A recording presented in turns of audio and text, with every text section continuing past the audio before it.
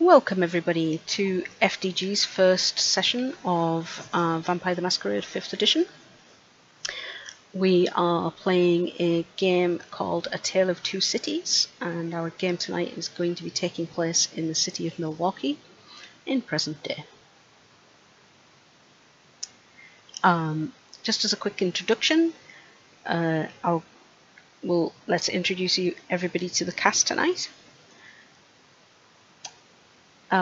Kurt, please can you just say your name and kind of what clan you're going to be playing, please? Yeah. Sorry, I'm just going left to right in the bottom.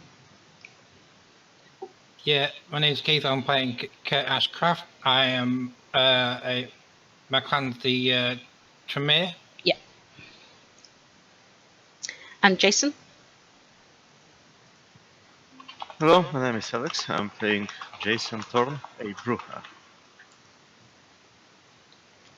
And Rose? Hi, I'm Hanson. I'm playing Rose, and I'm Tremere as well. Eric? Hi, I'm Angelus, and I am playing Eric Winter. And Gangrel. And Jim? I am Spike, and I'm playing Jim Michaels, who is a Bruja. And Carmen? Hi, my name's Sarah, and I will be playing Carmen. And she is a Malkavian. And just so you don't all wonder why the hell I'm dressed like this, my name's Mel. I'm the storyteller, but myself and Spike will be switching over at some point. And so I too have created a character, so the coterie all exists together, and my character is Seraphine, and she's a Nosferatu. Or is she? Anyway, let's get started. Milwaukee. A city best known for its love of beer and baseball. It's a city of extremes. Luxury mansions line the foreshore, enjoying unobstructed views of the beautiful waters of Lake Michigan. Countless opulent penthouses span the city's heart, giving comfort to the wealthy. Vast buildings clumsily crowd together, offering a font of knowledge for those seeking to learn. But below the high-rises, and beyond the bright lights of downtown, lay the darker, austere slums that make up much of the body of the city. These grim, crime-ridden streets, slick with rain, are where we begin our story. In a low building, built of the soft green cream brick usual to the city, a light switches on, lighting the previously darkened windows. And as people cook or head out for dinner, you awaken. Could I have a rouse check from everyone, please?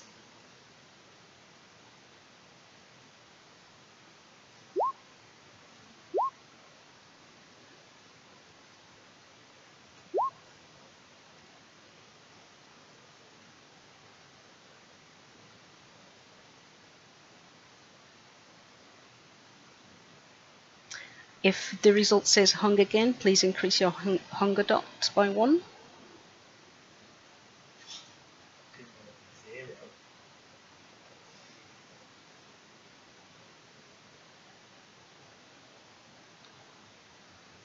Awesome.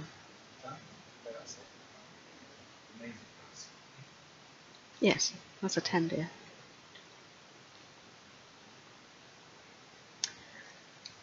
So we're awakening in our haven. And it's a new evening. What does everybody want to do? Or what would everybody do as they arise? I'll get up, get showered, get changed, get to work.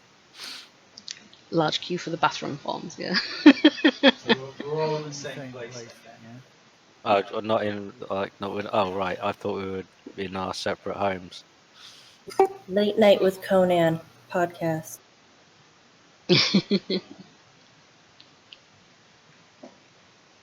For the sake of argument, this session will all start in the haven. in the Coterie Haven. Sorry. Oh, okay. Yeah. Quick shower thing, get up and everything, and then give no doubt Jim a lift to work.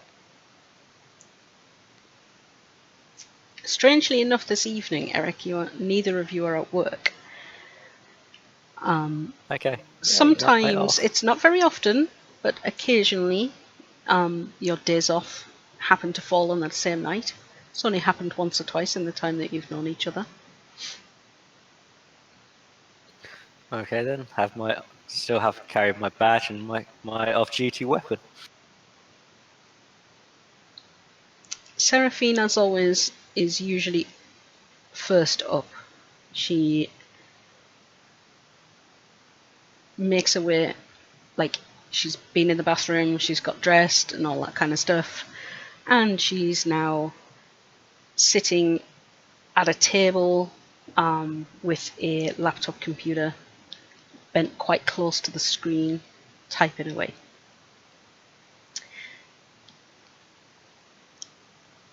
And as this happens, as everybody's kind of pottering around, Eric, your phone rings. Answer it. Oh, Eric!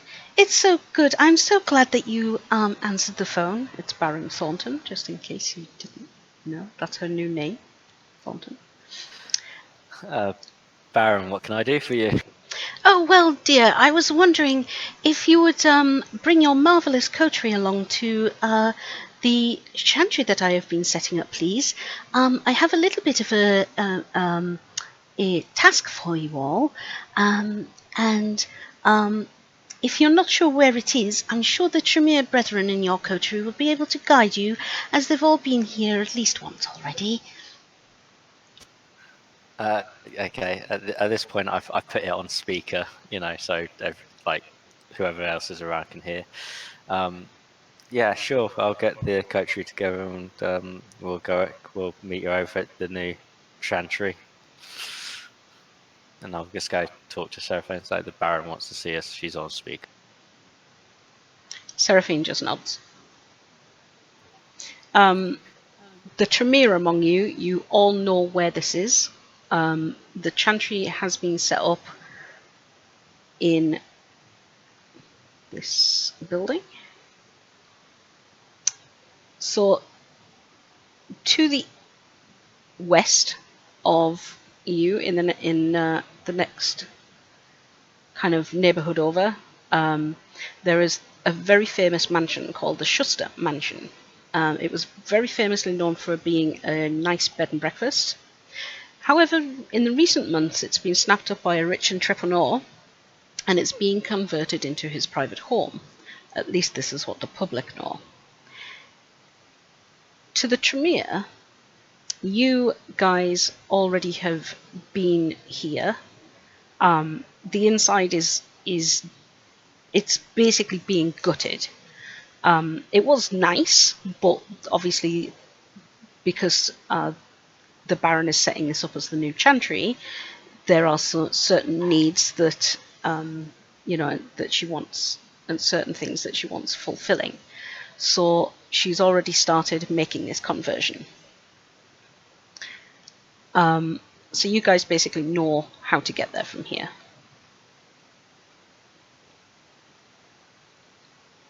So how would you like to travel? I don't know who's got vehicles. Well, I was just gonna say I don't drive anywhere, and like I don't have my license, and I take public transportation whenever I can, kind of thing. I'll either get a ride or walk. Well, I have my Ford GT Mustang, which fits at least 4 people in. It's not too comfortable in the back, but it's enough to get 4 people in. Has anyone else got a vehicle? It's not in my. Well, just decide whether you have or not. I think, do you have resources? It's a background. Yeah. Oh, of course you do. Yes, Keith. Kurt, you definitely have a vehicle. You're freaking rich, man. You can basically have like a You probably have several vehicles. Maybe you've got like an SUV that you kind of maybe use for the guys, or just kind of like a bog standard, sedan or something. It's up to you what you've got with you, mate. Yeah. SVU should be fine. Okay. It's a nice big. So Kurt has quite a nice sized people carrier that people can jump into. I really like this place. Okay, so Seraphine is gonna she's gonna go with Eric.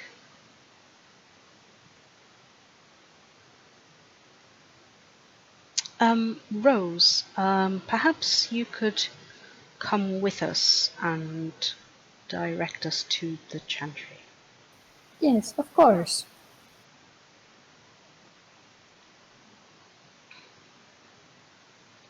And basically, does anybody else want to come with Eric, me, and Rose, or do you all want to go with Kurt? Jim's going to go with Eric. Cole shotgun.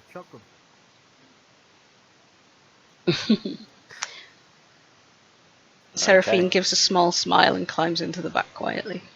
Yeah, I'll open the door, slide the seat back, and think. It is actually an angled, I believe, in that car, so it is actually not too bad. It's just maybe a slightly lower ceiling at the back. Yeah, that's fine. Seraphine's used to small spaces. So we all get into our respective vehicles and start making our way to the chantry. Could I have Dex and drive rolls from the two drivers, please? Just in case there's anything interesting happens on the way there. So if you click next to drive and then select dexterity.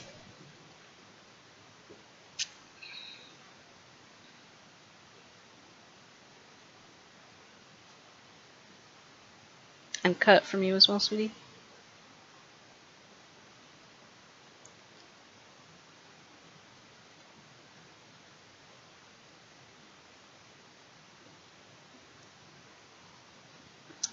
So as we're driving along,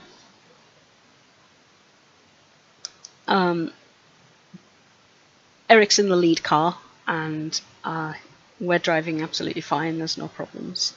But as Kurt's driving along, as you're driving through you take a shortcut down kind of like one of the slightly dodgier streets, and you witness somebody being stabbed. And as the blood starts to flow, you hear a voice inside of you, and it completely distracts you, Kurt. And it's like screaming for you to stop. It wants the blood.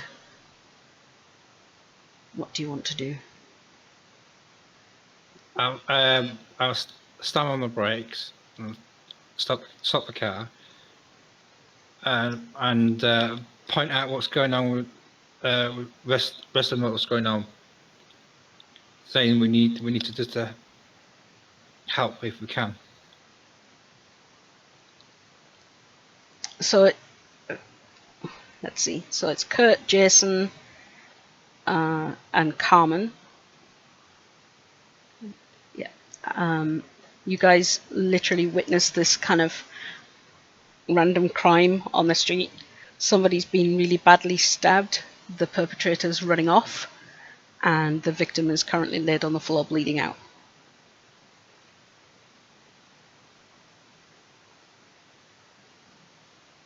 It was Kurt, myself, and who was the third one? Jason. Oh, okay. Should we catch the bad guy? Because I genuinely don't care, but should we catch the bad guy? I don't think we have time, and the city is a dangerous place. Yeah, and shall we see the state and the condition of the victim first to see if we can save him or her? I'm thirsty, damn it! Get me the blood! That's Maybe what not. you hear, Kurt. Unless we fancy a drink. And I lean into Jason on his whole, this city's a dangerous place. And I lean in, I'm like, I don't know if you know this, but we're undead. Yes. Should we catch the bad guy?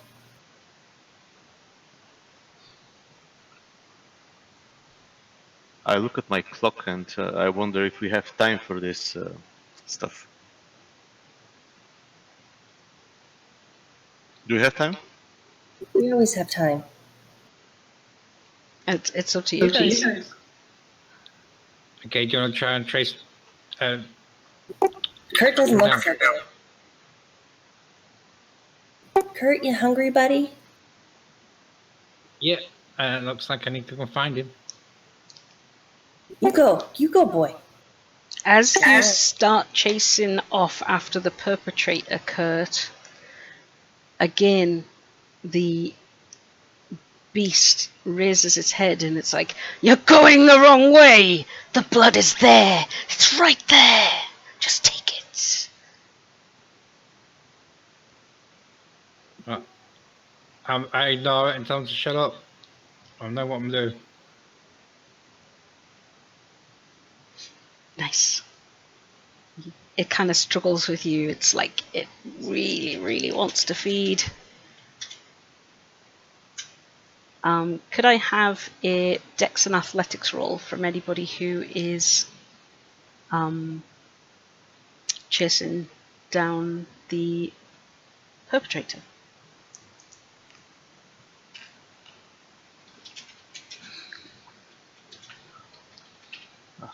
So Kurt started running after the guy? Yes. Yeah, but I'm still trying to keep myself. Carmen's calling the cops. Do we see them stop? Let's have you guys in the other car make a wits awareness roll.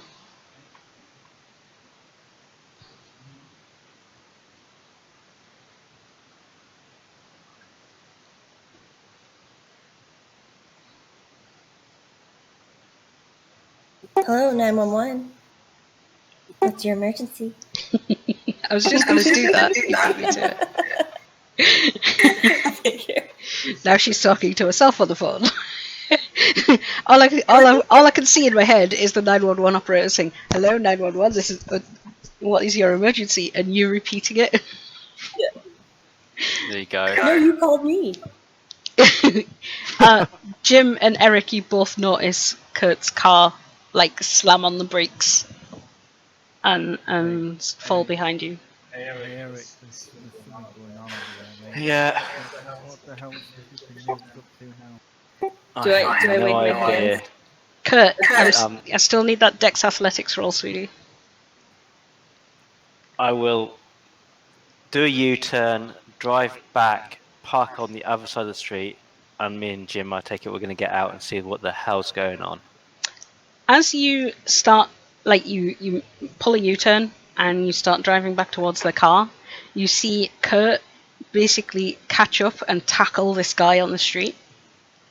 Do we hear Carmen say ring 911? No. You see Carmen on the phone, and you see a body on the floor with an awful lot of blood. Carmen, who are you talking to, hon? So I turn and I look at him and I wave and I go, help, police. There's been a stab. She's just having fun with it. Ma'am, can you give me your location? Oh, yeah. We are on the corner of a street and a building. Carmen, God, so distraught. Carmen, are you on the phone to the police? Yes, but you are the police. Pass me the phone. Pass Carmen, just pass me the phone. Pass me the phone. I take the phone off her. Hello? Hello, sir? This is Detective Jim Michaels, and I give him my badge. We're attending the scene. We're off duty at the moment, but we'll get it sorted. We're calling dispatch soon.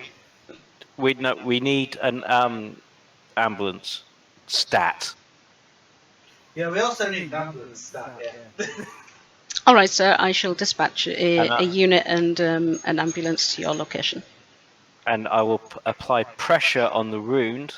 So I'm not going to mention, but I can like put as much pressure as I can to stop the bleeding and say I need some help here So I to go over like to stem help. the bleeding. Can you And I give lean me over a and I strength and whisper. medicine roll, please, Eric? Sorry, It's Carmen, just go on. I said I go over to help, and I lean over and I whisper into the unconscious person. I'm like, "You're gonna come visit me soon." That's not helpful, Carmen. Well, you told me to Sorry. help. I love you guys so much. I'll go up to Kurt and pull some handcuffs out. Put this guy in handcuffs. That is a bestial failure right now, Eric. Mm-hmm. Unless you want to spend willpower. No, because I'm saving my willpower. My willpower. Okay. So I'm just angry. I'm just you angry that I've missed this crime in progress. so you go to staunch the wound. You like have made a pad of cloth and you go to press down on the wound, and then Carmen whispers in her ear, and you have the kind of the thing with her, and then like basically all the blood is kind of everywhere, and despite your normal feeding, it's still making you hungry. You really want to drink him. Well, the beast wants you to drink him. Give me some. I want some of the real stuff, not that stuff you drink. In my head, fuck off. Leave it alone, you bitch. I want some. I want it now. You can't have it. Go to hell. Kurt, what have you managed? You've managed to tackle the assailant to the ground. What are you doing? Can I somehow find out if his blood is clean or anything like that? Let's see. Do you have any abilities to do that? Yeah, I know. You could.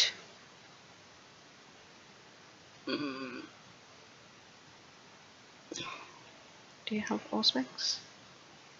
You could potentially activate heightened senses and sniff, but you're gonna have to like bite him or cut him so that you can get to the blood to actually smell it, because he's not bleeding from what you can tell. He's got blood on him, but it's the blood of the victim. Right. Yeah. I'll bite him to take away the beast hunger away. Okay, so this is what happens. You sort of call forth your fangs. In Vampire, your fangs retract, guys, when you're not feeding, so you don't walk around with fangs all the time. And we'll say that right now he's down on the floor and you're kind of on his back. You grabbed his arms, you managed to cross his arms behind his back, and you put a knee where his wrists crossed so that he can't break free. And you lean forward. Whereabouts do you want to bite him? Like in the wrist or in the neck? Yeah, in the neck. Okay, so you lean forward and you slide your fangs into his skin. As you bite him, he struggles for just a minuscule moment as your fangs pierce his skin, and then he goes limp. You've seen this happen when you feed before, and you feel the beast is quite exhilarated. How much blood do you want to take from him? So you can take just a sip, you can take a fuller drink, or you can drain him dry. Just enough to take the hunger away. Just shut. Okie dokie, so his hunger drops back down to 1. and after you sort of take a few mouthfuls, and then you let him go, and you use. Do you use your tongue to lick the wound closed? This is something also that vampires can do. Yes, to hide it. But I also Yes. want to turn him around to face to face, so I can look into his eyes. Yep. You're looking into his eyes. Right. I want to use my level 3 I can't say it. Okay, so you're going to use mesmerize and then use the subliminal message. Yeah. Okay, so just make me a rouse check, please. Which check? Sorry. So next to, it's a rouse check, but next to the power. So if you hold down your dominant menu like that, next to any of the description where it says power and then the name, right at the end of that there's a little dice box. If you click on that, it'll roll a rouse check for you.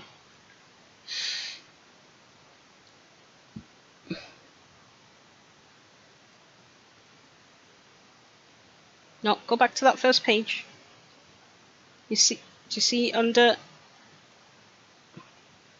You see your disciplines where your powers are. Oh yeah, sorry. So like next to where it says mesmerize, there's a little dice. There's a little button.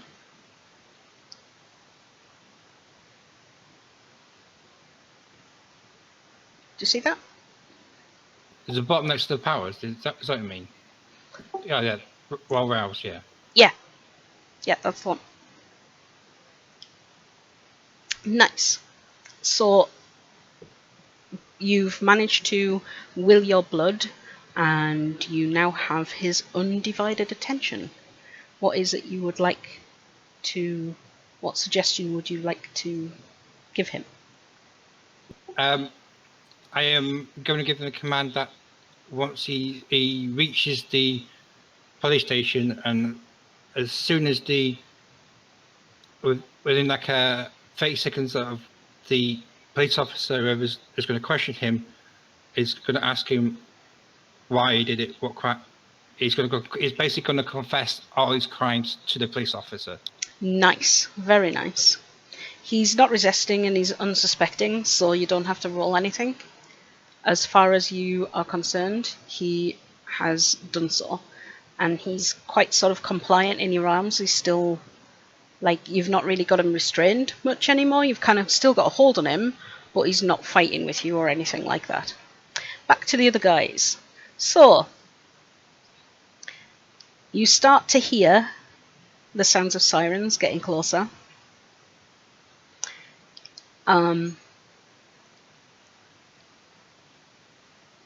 Eric, inside of you, the beast is still pretty raging. He can rage all he fucking likes. He's not going to get what he wants. And then after a moment, you all everybody who's out of the car except for Kurt, can you make me a wits and awareness roll, please?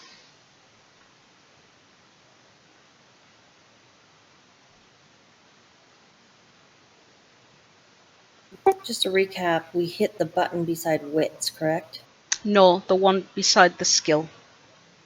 Oh, wits. Sorry, it's habit to say the attribute first, but you roll it on the skill.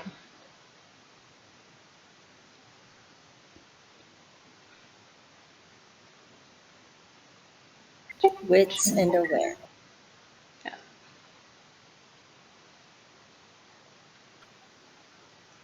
So far, everybody except Rose. Just waiting for Carmen's roll.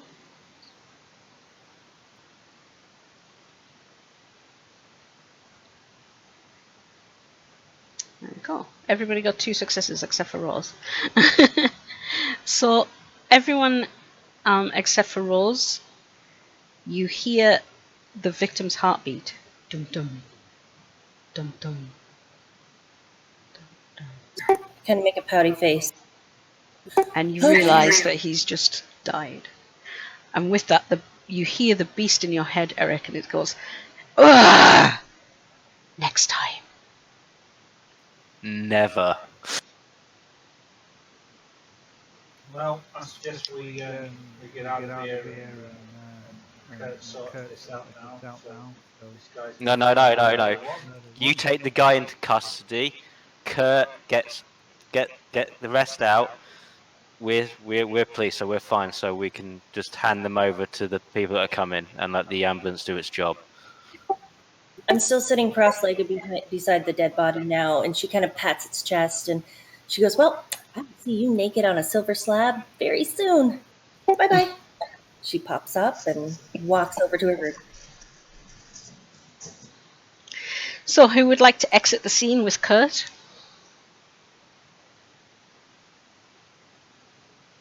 I'll exit. Rose, are you staying? Rose and Jason, are you staying with Jim and Eric? Or are you getting in Kurt's car to continue towards the Chantry? Well, Rose needs to go back to my car, so we don't know where we're going otherwise. Yeah, I'll stay with Eric. Okay. I'll stay as well. No, See Jason, how this go. thing ends. Go. Okay. I'm saying go. All right. I'm going. Okay, so Rose, Eric, and Jim, you guys all stay behind. Carmen and Jason, you get into the car with Kurt. Mm-hmm. And Kurt, you start driving back towards the on your way towards the Chantry still? Okay.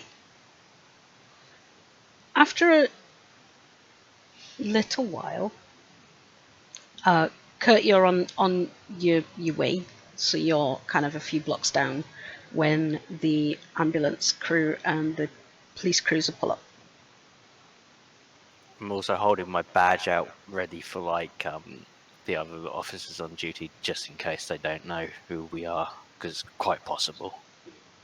Oh yeah, it's entirely possible. So yeah, the cops get there, they get out of the car. Oh, what happened here? You don't recognise either of them. Sergeant Eric wins a night shift. We believe that perpetrator stabbed this guy. Detective Michaels has taken him into custody, but I think this guy, I've tried to stem the bleeding. Ambulance guys, I need you over here, but I think he's expired, and Yeah. I'll give the sort of exact sort of time when he died. They come. The paramedics come over and they kind of give the guy a quick look over, and yeah, they're kind of like they start the radio. They get on the radio and they say, "One dead on the scene," and they start like they put him on the stretcher to take him in the ambulance away anyway. Oh no, they wouldn't because it's a murder. Okay. Yeah, it'd be So, crime scene. So yeah, so they declare him dead, and the cops kind of then start phoning in people, and then like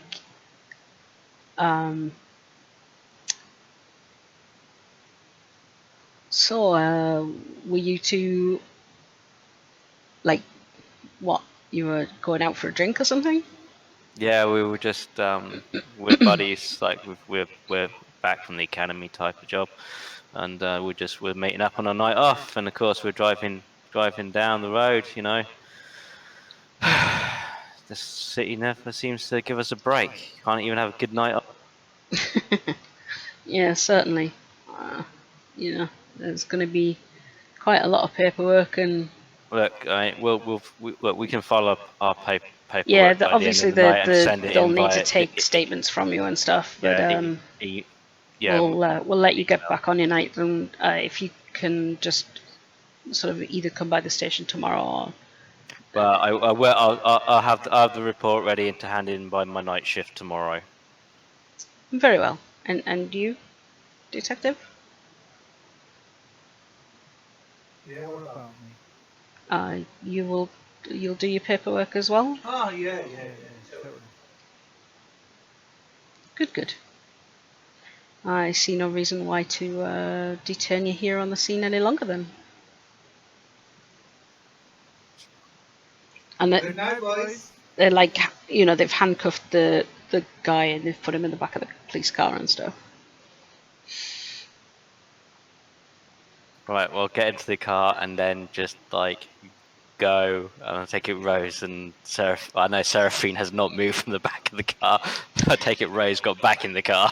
When you get in the car, you actually notice that Seraphine's not there. Are you there or not there?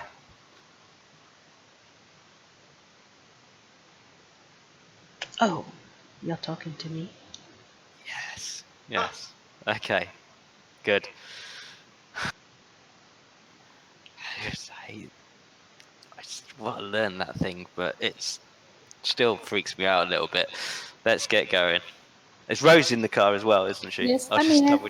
Yeah, so That's all right then. So the three of you just heard a voice come out of nowhere.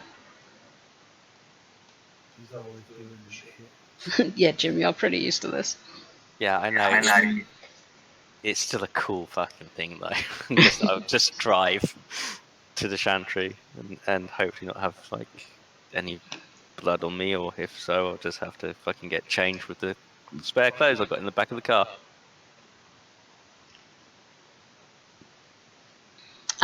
What would Erica have been wearing? It was just been wearing sort of like smart sort of trousers, not like a suit trousers, mainly just sort of like a modern sort of combat stuff, but no, with the one pocket at the top, still thing, and just like with pockets with for your phone, wallet, and stuff. Obviously, he's got his sidearm hidden as off duty, and he's still got his badge clipped to his belt if he needs it, and then he's got his pledge ID, and he's got like a black t-shirt on, and sort of just like a sort of leather jackety type thing. So a light leather jacket, not a thick one. Well, you've managed to get blood around the cuffs of the leather jacket, and there's a little on your hands. Yeah, that'll clean. I'll clean that off before I get actually starting to drive. I've got some wipes and things in the thing, and I'll just wipe my hands. So basically, if you like took your jacket off, you'd be alright, and cleaned your hands off, you'd basically be alright. Yeah, I'll put the jacket in the boot. Okay. So, about 15 minutes, 10-15 minutes after Kurt, you left the scene, you arrive at the Chantry.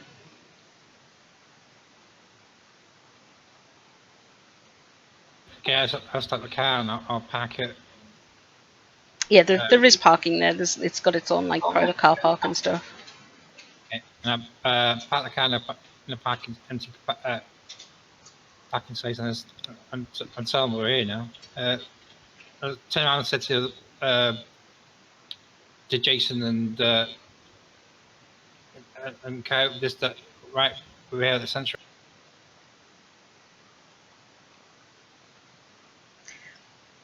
So, Kurt, from the you've been here only a handful of times. She's only been using this place for a little over 2 weeks now.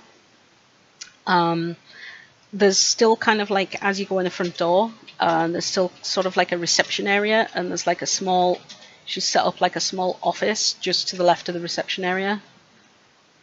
But most of the rest of the building is like under construction still right now.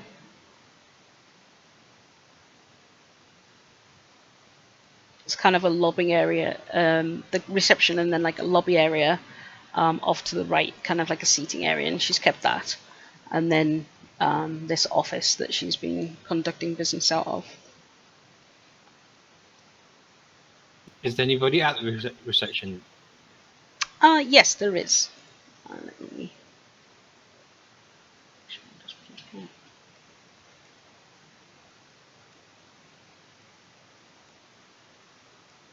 This woman is at reception. Can you make me a... let's think. It'll be an intelligence a wits and resolve roll, Kurt. So if you click on wits and then select resolve.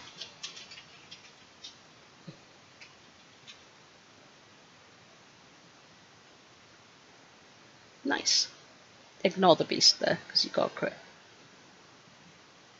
Okay. Yeah, you got a critical success. She's called Crystal Jenkins. You've met her a couple of times before. She's quite friendly. Seems quite like a nice woman, to be honest. Do I know if she's has the same? She's Tremere. Yeah. Okay. As you come in, Kurt, dear, it's been a while. How are you? I'm fine. We got a message from the Baron to come and see it. Yes, she said you guys would be coming. The rest of them will be coming with Rose. Oh well, come on in. Come and take a seat. Okay, thank you. She kind of gives Jason. She gives you a bit of a look up and down. And she's like, "Oh, hey there. Hey, sweetie. I'm Crystal. Jason, nice to meet you. Oh, nice to meet you too.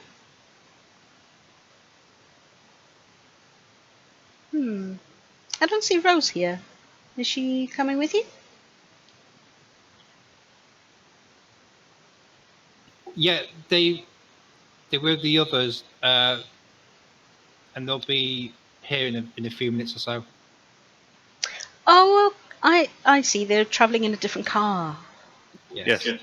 Oh, right. I see. Yes, no worries.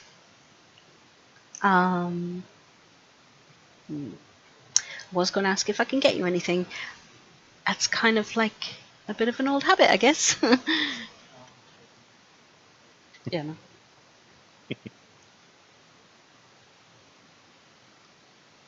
So she kind of shows you to a quite a comfortable seating area.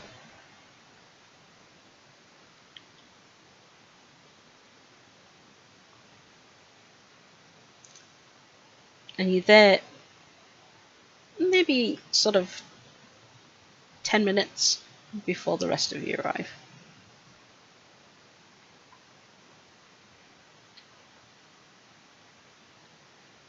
It's after you pull in, Seraphine slides out of the back of the car.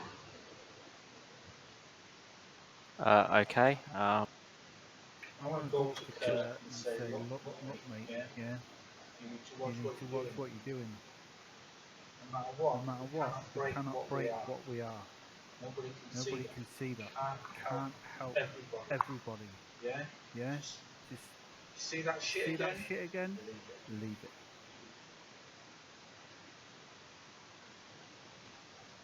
Yeah, I'll get out of the car.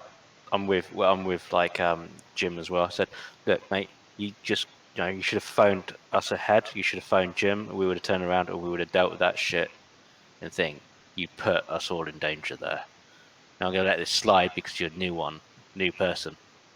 But you ever do that again, I don't fucking care. I will stake you out and leave you to the sun, and I don't give a fuck what the Baron will say, because that shit puts us all in danger. Well, Eric, dear, that's not very nice, is it?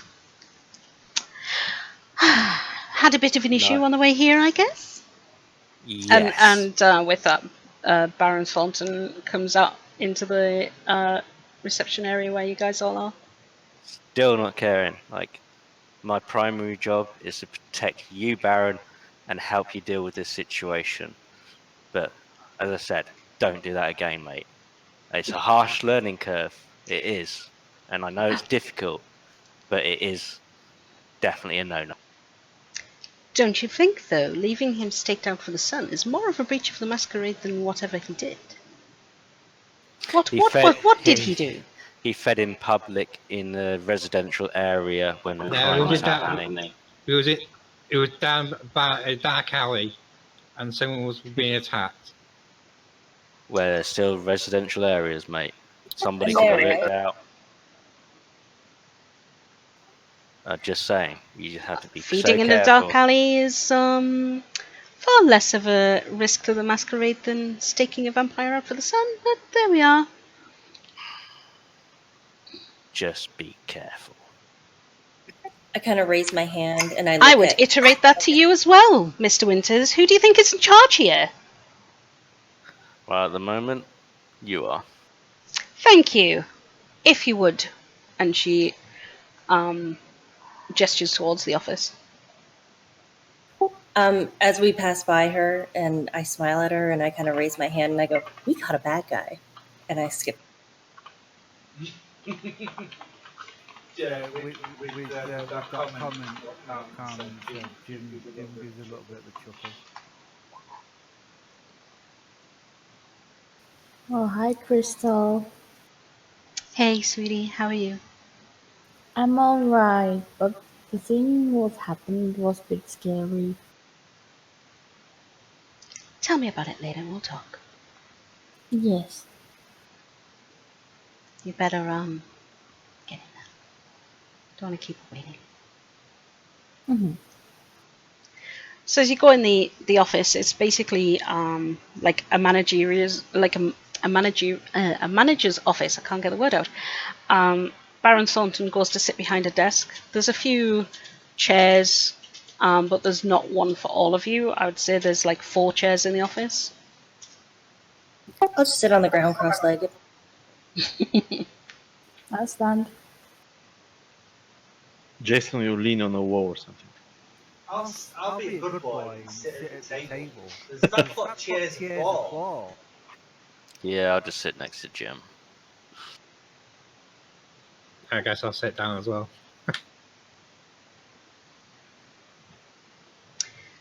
So, eventful evening already.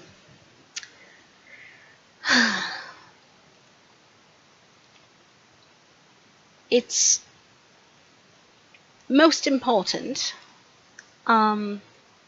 that we all learn to try and control ourselves.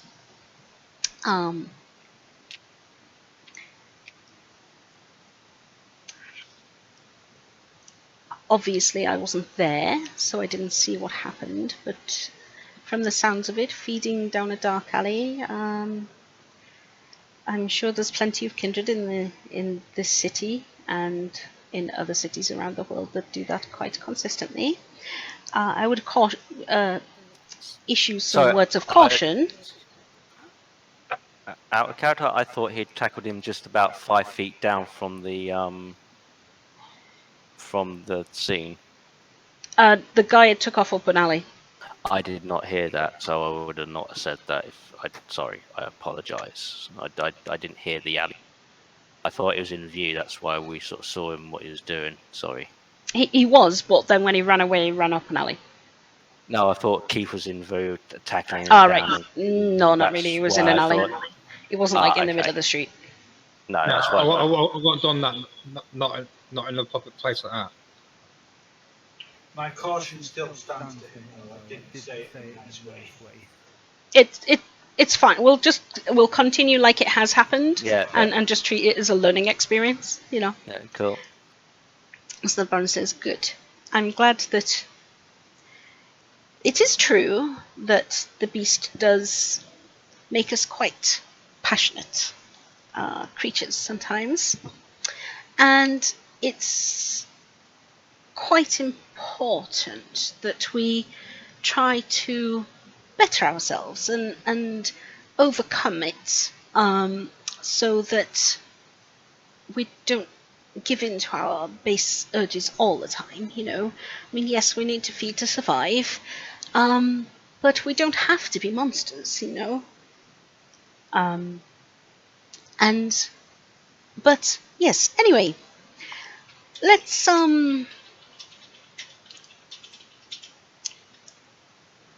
chalk that down to experience and learning. We're all just getting to know one another still, and so I would say that yes, obviously things happen, and indeed that is why I have called you here, as things do happen. Now,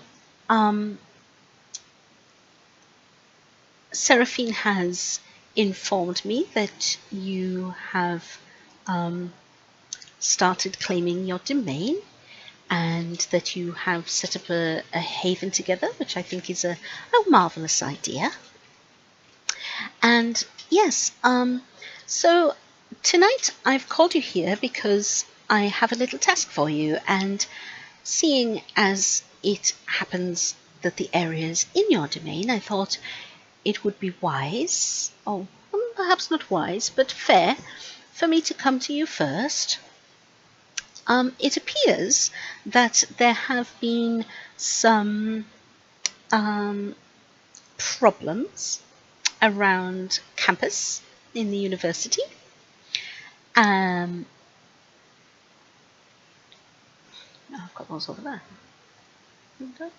Yes. So, sorry, 1 second. I've lost them. No, no. I closed them.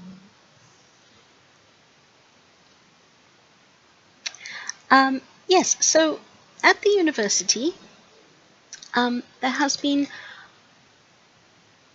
a rash of assaults and muggings taking place around the campus recently. I hear several people have been stabbed also in the area, and I think it would be advantageous for us to get to the bottom of this and hopefully nip the problem in the bud, shall we say. And she kind of gives Rosa a little grin as she says that.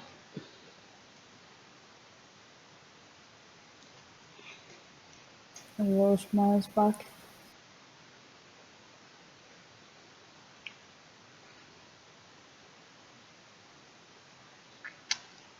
I'm afraid I don't have very much more information than that, so it'll be your jobs to investigate and find out what's been going on.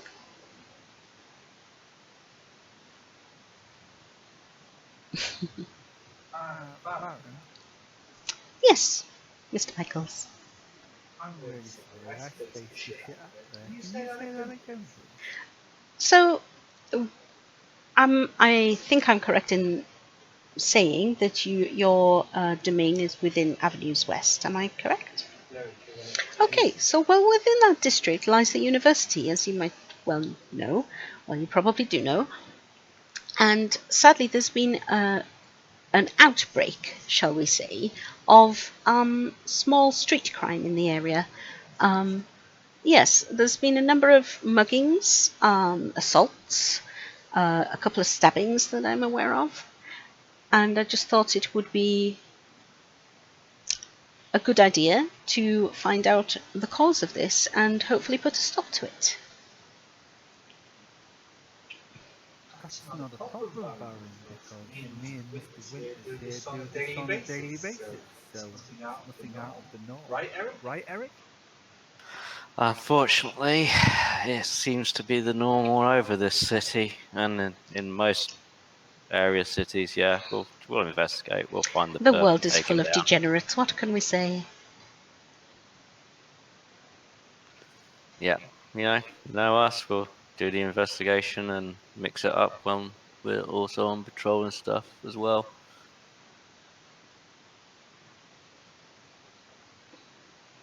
I'm sorry, does that mean that you are going to... No, as in like we'll. I'm saying yes. We're looking into we'll definitely look into the situation and stuff, and Good. and as on patrol, we can also check in. We can check in and see if there's any sort of Oh, who's yes, of course, yes. case, who's working on the case, and maybe a detective could go have a word with the other detective who might be in charge of this investigation if it's come to the normal police channels and stuff. Well, you all have your contacts and abilities, I'm sure. Don't overlook the newer members of your coterie. They aren't quite used to this life yet.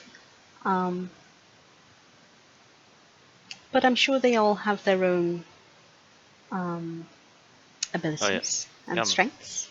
I know the Tremere have their skill set like everybody else. So yeah, we'll tackle it from every which way angle we can. Yes, well, our clan is a lot more broader in these nights than previous. So perhaps we have skills that may well surprise you, Mr. Winters. Send a text message, please. Sure. What would you like your text message to say?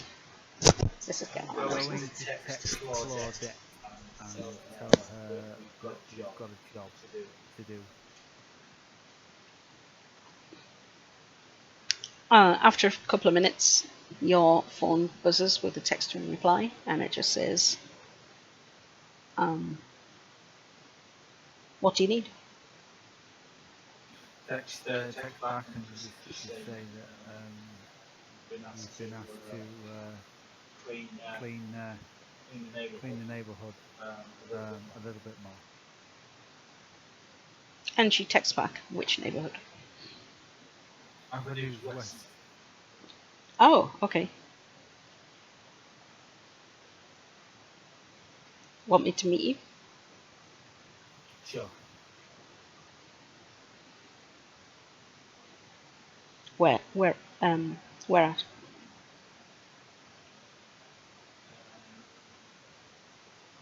Probably at the Haven, I would think. We'll go back to the Haven, I think, when we're done there. So you get, does she already know the address, or do you need to give her? Yeah. Okay.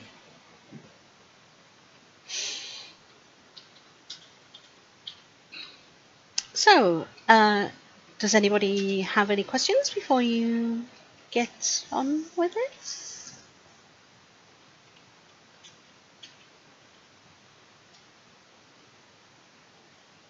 Oh, good. That's what I like to see.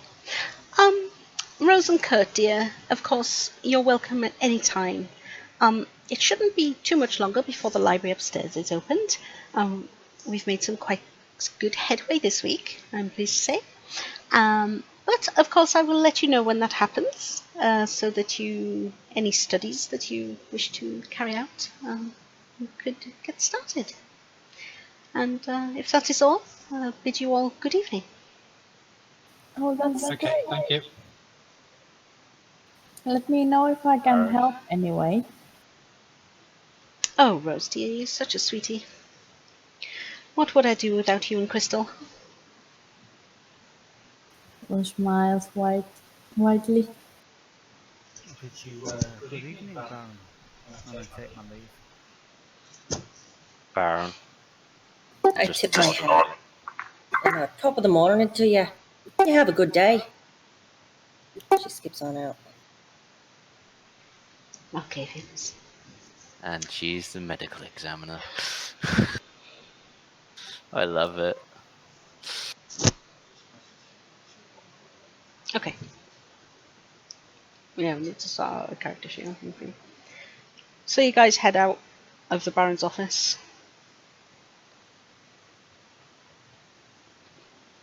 And I guess whereabouts do you want to head to? Jimmy, you'd said about going back to the Haven. Maybe go back to the Haven and discuss our next course of action. Maybe look into try and get some more information before we just go out and blindly act. Well, we can have a look at the. We can log into our network and just see what the crime stuff is. You know, the bulletins on our website stuff is. You know what I mean? Yeah, it'd be good. I'd go back to the evening as well, because it'll be a private place, so nobody can overhear us.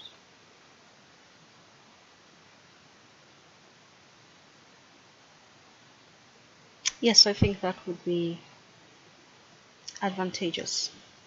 I have a journalist contact that I can hit up for any information as well.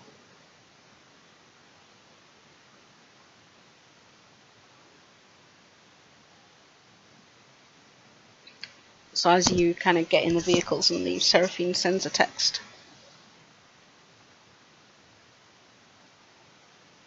Is there anything anybody wants to do other than make your way back to the Haven?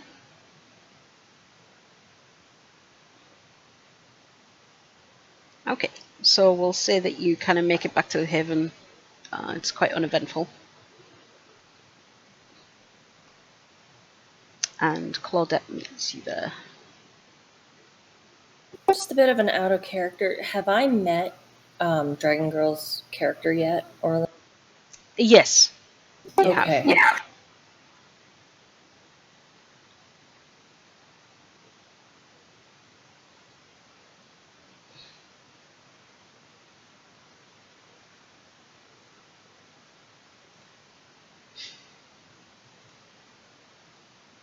Is she off at a sweat lodge or something? Or where is she? I'm asking. You don't. Oh, right. Sorry. You asked if you'd met her, so yes, you've met her. Yeah. You're not quite sure. She just said that she was busy. Is Oralina a drug dealer? Anybody? Anybody? Not that I'm aware of. Not that I can prove. All I know is she's heavily into crystals and shit. Special crystals. Yeah. And you guys? Crystals, Jason, very special crystals.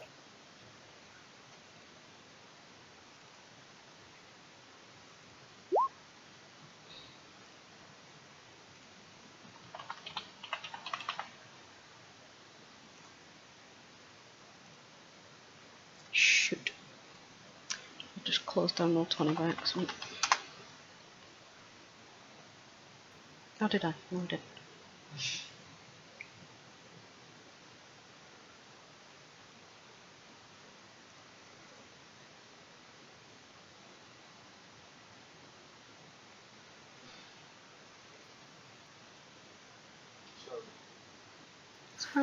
Sorry, Kurt, I overreacted. It's just me. I apologise. Okay. I forget how young you are. You're just like out of character. How many weeks or months has it been? Been a vampire about a year. Yeah. Oh, hello. Okay, yeah. Sorry, mate. I forget. You keep your mitts off my partner, Swain. Sorry, I've absolutely lost my train of thought. You already knew what Claudette looks like. You've met her before, but like, yeah. Yes, but I've not seen the picture. I know you haven't. When you arrive at the Haven, this young woman is waiting for you. Okay, yeah. I've not seen the picture before, mate. So you know. Yeah, sorry. Kurt. The picture just appeared in like the last 30 seconds. Mate. All right. Yeah, I know. That's why I've lost my train of thought. Yeah, sorry, Kurt. I forget. It's been a year for you and stuff. I know it's been like 10 years for me, so I'm used to this shit. I apologise. Don't worry. I'll take that in consideration, and I will never speak to you like that again. Unless you really fuck it up. But then, you know, we all are bound to do that at some point. If I fuck up, that's fair enough. You know, I take every precaution before I do anything like that. Anyway. Cool. Shake your hand, and we'll forget about it. So as Eric is apologising to Kurt, Seraphine sidles up to Claudette and gives her a quick kiss on the cheek before heading inside. Because obviously they've met before. Claudette? Eric? How's it being his boot going? I wouldn't exactly call me a boot. She's not a boot. Eric, she's my cool man. She's a detective too. Come on. Oh, sorry, did I say I meant how's Jim doing as your boot? Yeah, that sounds more like it, mate. Yeah. Hey, how's stuff going? Alright. Yeah, Okay, cool. Well, She's got a short, soft leather jacket on the top of her ruby top. this is Kurt and Jason and Rose and Carmen. Oh, I know Carmen from work. Hey, I give Carmen. her like a bright wave and a big smile. She goes to like fist bump you. Yeah. Girl power. Oh, hello, nice to meet you. Hey, I'm Claudette. I'm Rose.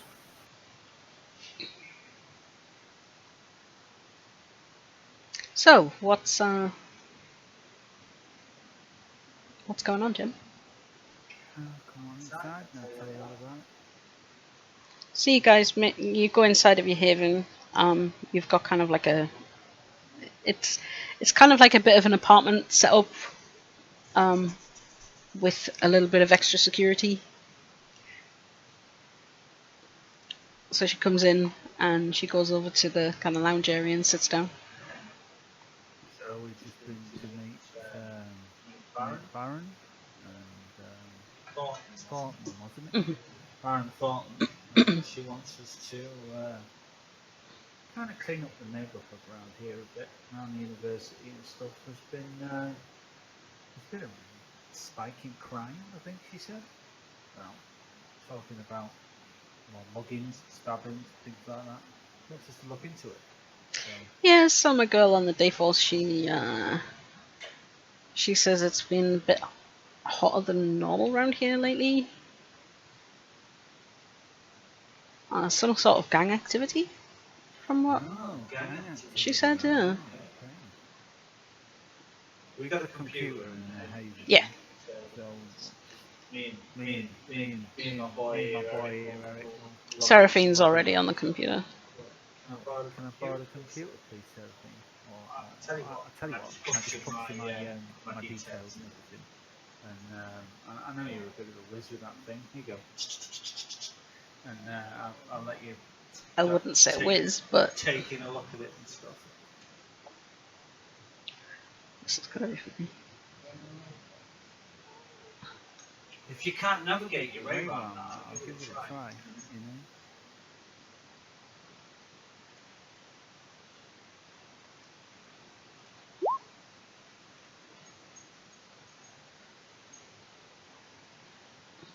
Seraphine's already pulled up like multiple news reports on the web of different incidents around the area. Seem to be dotted kind of mainly around the campus area. I wonder if the gang unit's got any information in the system about these guys. Yeah, okay, yeah. Let me take a look.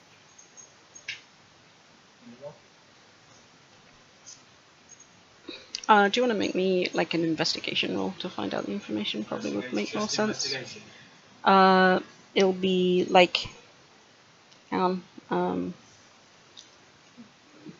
This is why I like to look at the character sheet.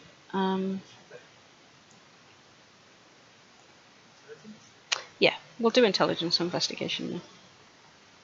Can I aid him in that? Oh yeah. Oh shit.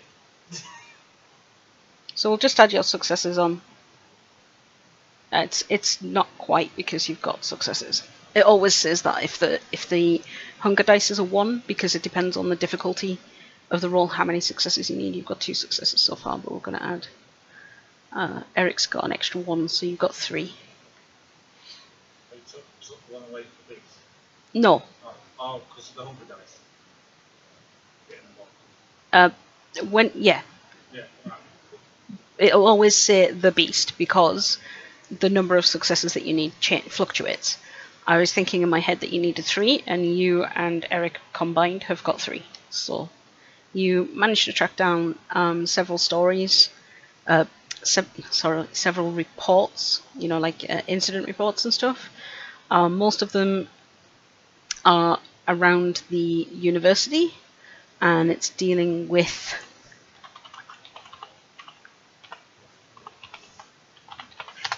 the Las Infidelis gang.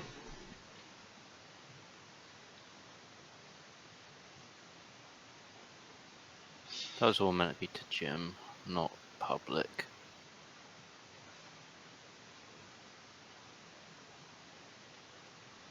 That's fine. So yeah, it's pretty much all the people that were involved were Las Infidelis. It's not infidels, it's Infidelis. IS on the end. Can you all make me an intelligence and resolve roll? Please. Infidels, guys.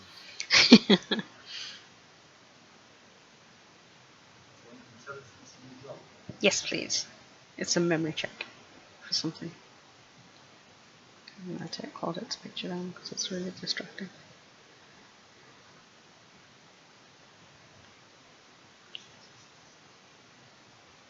It was resolve and intelligence, right? Yes, it's going to be. You need 2 successes to for it to be successful. You need to get into the role mind frame of the difficulties because that's different from werewolf. So you only need 1 in werewolf, or you need multiples in this. So no.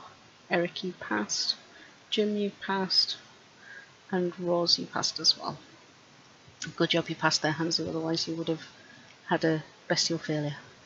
Uh-oh. It's getting used to this bestial failure, and then also we haven't had a messy success We haven't yet. had a metacritical yet, no. So yeah, you kind of, as you're thinking back to what happened earlier, the stabbing, you do remember the guy. Those that have succeeded, you do remember that he was wearing gang colours. And from what you can ascertain on the reports, he was a member of the Las Infidelis. Do we know what these gang colours look like? Yes, but I haven't made it up, so... Okay, that's fine. That's fine. I just wanted to make sure that we knew that when we got there, what we were looking Well, we'll say that it's like a, because they usually have colours and tattoos, right? So I know it's very stereotypical, sorry. You can just make a note. Yeah, I shall make a note. You didn't need us all to roll that, did you? Because, I mean, Carmen's not really... Well, Carmen probably is a bit busy in her own way. But as an ME, you'd notice they don't come naked to you. They come with like stuff on and things, and you strip them down, so you know the clothes and gang colours and things that would be on your slab.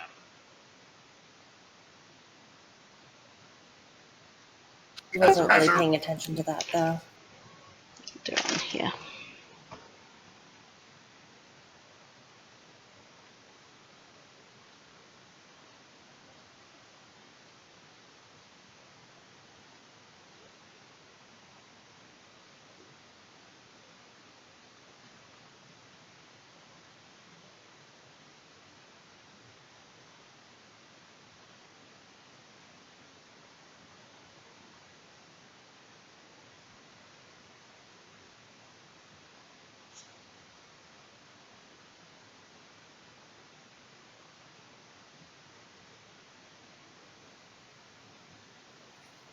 Yeah. Okie dokie. Sorry, just writing stuff down. So yeah, basically he was wearing like a neck scarf that was white and red checked. Had it was white with like a red diamond pattern on it. And that's kind of what you get from the incident report. From the incident reports you get the name, and then I assume you look up the name. Definitely. Was it red and a diamond shape? Red with a diamond, white with diamond red, like checkerboard, but it's on the diamond rather than squares.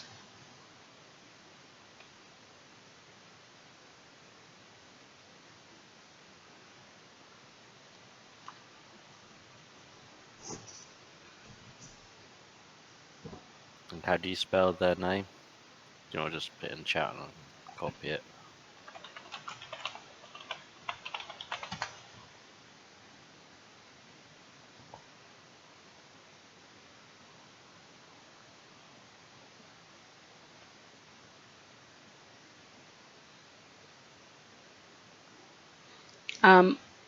Pretty much most of the reports, like all the information that you manage to get on various different gang members, it's not like a racial gang, because there's multi races in it. You know, it's not like the Aryan Brotherhood or a sort of Latino gang or anything like that. There seems to be various different races in it. Quite a A lot lot of of this this been has been happening happening around around campus. campus. It seems to be centered around the campus. So, How does people feel about separating into two groups to cover more ground, and we just head to the campus and try and gather some information, or see if we can spot any gang members, maybe follow them, that kind of thing? campus, I wonder if they're dealing in light drugs at the moment. It could be. It could be. Like just marijuana, maybe a little bit of ecstasy or something like that. Because that's the first place you start in it, campus, build up your money, move on to the better, the bigger, better things, that kind of thing. Is there a connection between the victims? Is that a possibility? Nice spot, Kurt. We'll have you make the roll, Kurt, because you are quite good with technology. So do a technology and intellect roll, please, to track that information down. And once I give you that answer, I'm going to call a quick 5-minute break because I need to pop to the toilet and stuff. We'll make a detective out of Kurt as well. Nice, 4 successes, very nice. Yay! You try turning it off and on again. I think he just did.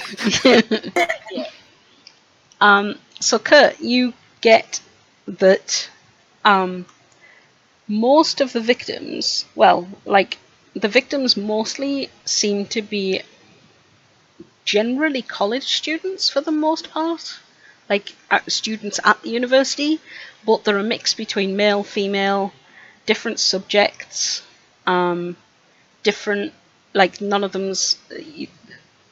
So Milwaukee is like a kind of quite a mixed community between white and blacks. They're the major demographics in the city.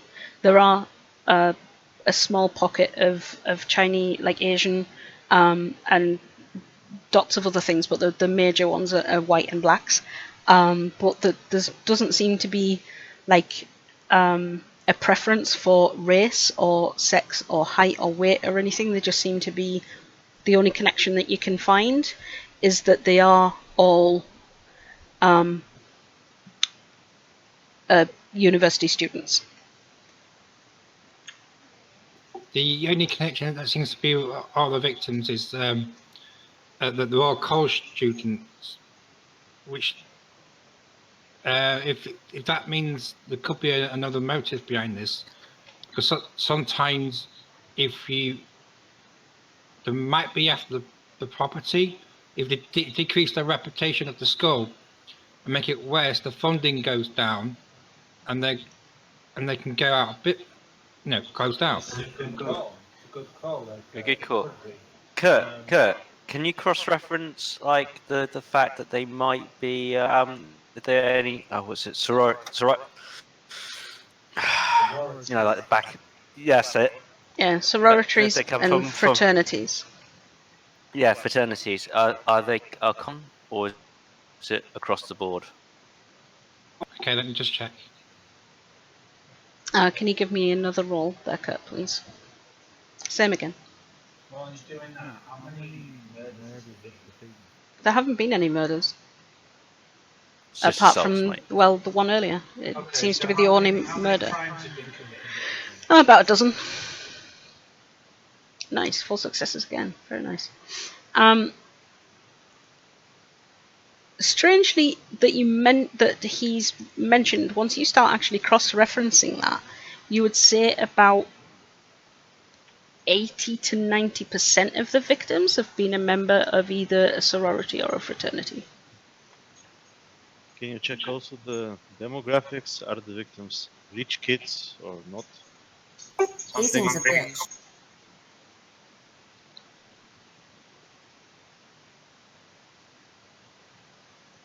Okay, there's a try to check that one again.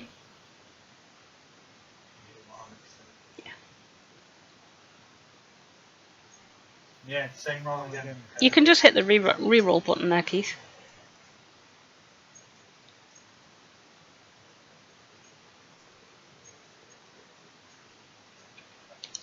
That one's a little bit harder when you cross-reference that. You probably to find out fully, like, you can't really get a full sense of that. To find out fully, you think you'd probably have to like hack into university records, maybe. Yeah, I would have thought that kind of knowledge would not be in the school records anyway, because in a way they can't be biased against who's rich and who's not. But I would have thought, just for an idea, guys, what if we search the last names of the victims that have been attacked, and I'm sure there's some information about their family that would be online. Or we could check online to see, that anyway. Yeah, sounds good. Everything is in the internet nowadays. Yes. So you can what you want to do, you can do it, but it's going to be quite a difficult roll. So you're going to need like 6 successes. All right.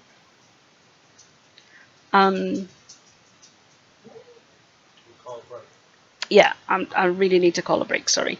So we'll have a quick 5-minute break, guys. Awesome.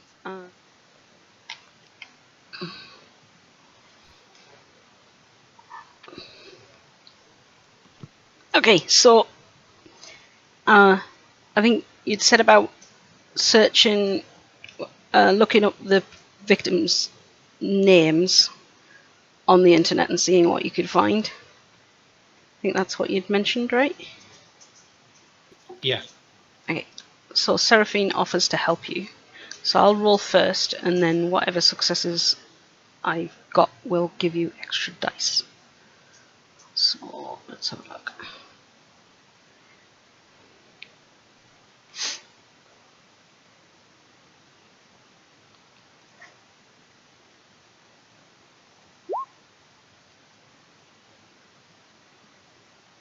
Wow, 1 success.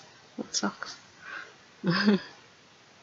So I kind of pipe up too, and as they're doing this, and I'm just watching patiently and sweetly, and I don't want to bother, but can't you guys just pull morgue records?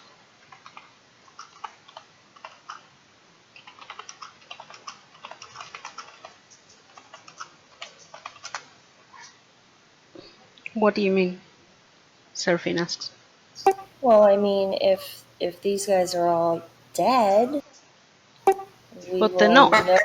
Only, Oh, yeah, they're not murders, they're just like muggings and assaults and stuff. Not yet. Yeah, they're not coming to your domain yet, Carmen. I misunderstood out of character. I totally thought that you said that these were people that were turning up. No, so the literally the first death, from what you can tell from these crimes, is the one you witnessed earlier. Gotcha. Question: did the guy that did Did the the stabbing and got arrested? Was he wearing ankles? That's what I made you roll for. So if you got a success on the memory roll, then you remember that he was. Yes. Can you visit him in the custody to speak with him? To shake him up? I would think so, Mr. Jason. Yeah. Maybe he can tell us where his bodies are hiding, and then I can go to shake them up. It's a little bit of a boring day today. Or we can, go in small groups down onto the campus and have a look around and keep our eyes out for anything unusual too.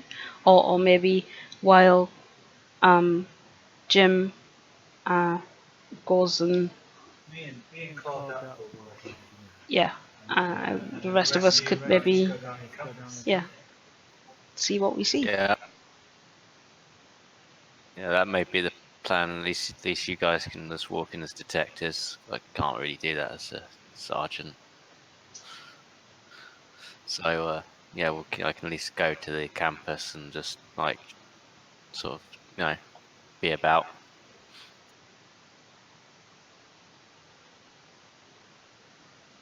Okay, so we split. Kurt, can you make that roll? So you want another information and technology and intellect roll, but you want a +1 modifier, mate.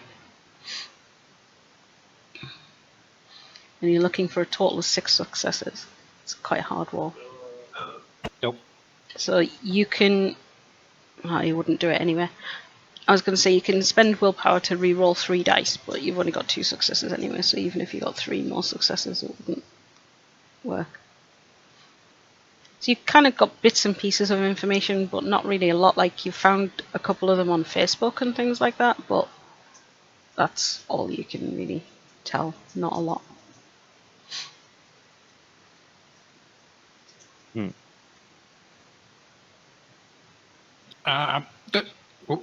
I do want another idea. I'm going to pick up my phone and contact me. I take the company. I'm going to ask if we got any if we've done any business with the university to see if we got any way of connecting to either any of the security cameras or. Nice.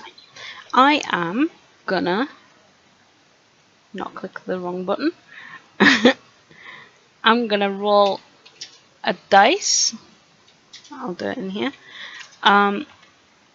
We'll say if odds, if the number is odds, your company hasn't done business with them, and if it's an even number, your company has. So sadly, no, you haven't done business with them. Okay.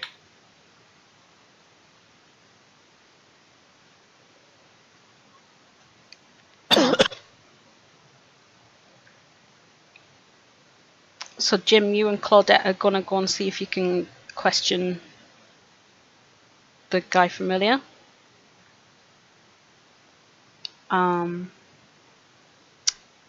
How do other people want to split up? Let's open this map. Just before we also leave, I'll quickly write that incident report out, and I'll just send it in via email. Yeah, we'll say that's what you've been doing while they've been doing the searches and stuff. Eric, sorry. Okay, so if you have a quick look at this map, it's only a straw, Luna. The cat's got up to like drink out of my cup, which she really does all the time, and she's like, "What is this device? It's an infernal device. Why is this in my drink?" Sorry. Okay, so if you have a look at the map, you'll notice obviously it says Marquette University on the bottom right hand side, but like pretty much the whole of the bottom section of this map is kind of parts of the university. So you know that you'll see the Rave/Eagles Club, that is a student nightclub. There's there's a Starbucks right like on campus, so that is potentially a place you could go. Oh, look there. Get a drink then.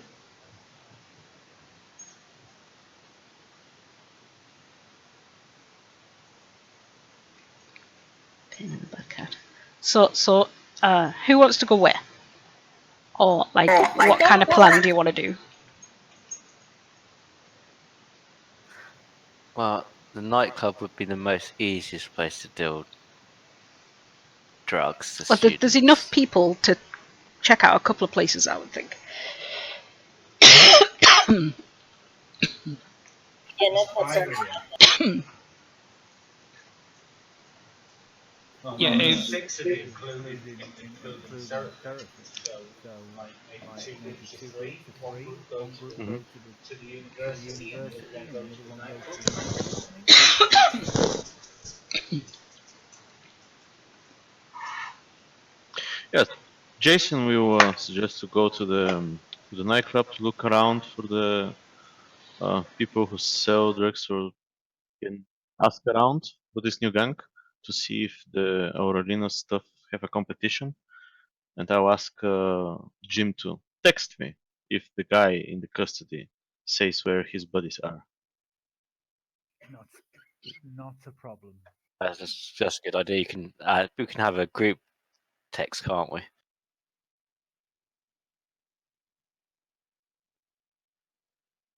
Well, if Jason's going to the nightclub, I will go to the university grounds.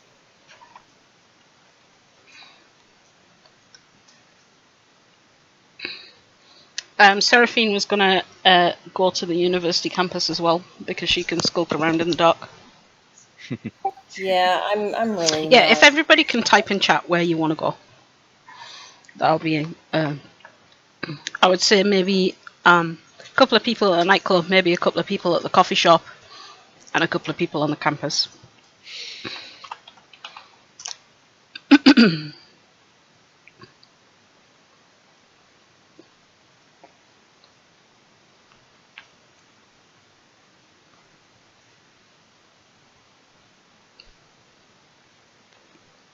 Okay, so Kurt, you're going to be going to the nightclub with Jason. And we know that you're off to the coffee shop.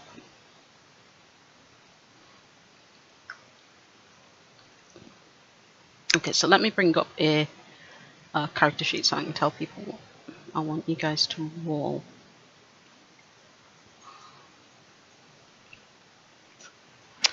So, Jim, first of all,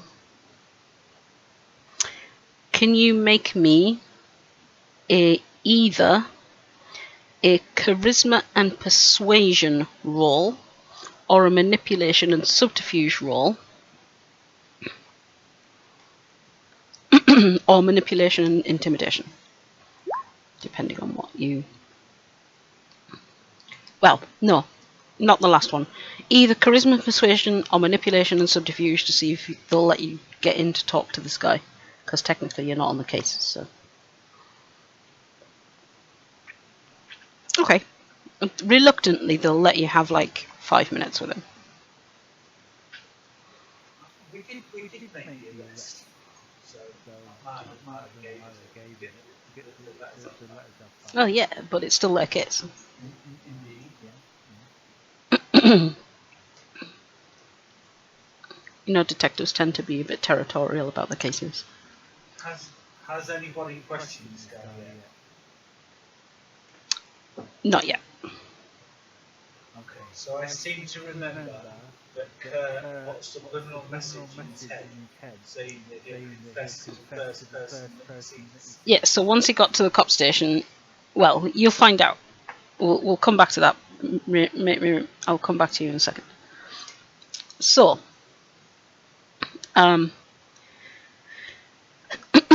Jason and Kurt, are you just kind of going to mingle and keep an eye out, like, for potential drug activity? I think if Jason agrees, before we actually go into the club, I think we should check around the club to see if there's any body of those, any gang was outside, because they could be, waiting in the shadows and ambushing the students. Okay, let's check on the outside, and then we'll go inside, and we can see if someone is there. There might be somebody that's selling drugs, and we can ask them as well, nicely. Okay, so if you guys can give me a wits and awareness check. please. Wits and awareness. Otherwise known as a perception check. Remember that if you have heightened senses, you can use heightened senses to help you to see or hear better. Was this? Yeah, I'll do that. So you add your Auspex onto the roll as a modifier if you're using heightened senses. Right.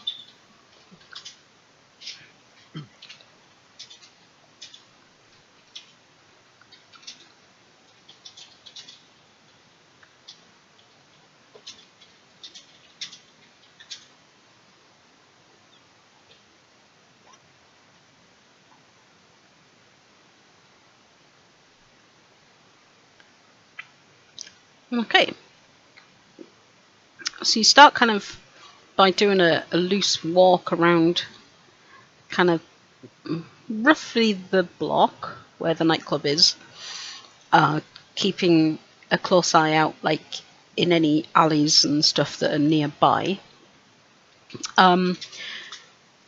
Quite close by, you notice a few motorcycles parked up, and there's like a group of 3 guys standing, they're talking, laughing, smoking, and you do spot at least one of them is wearing gang collars.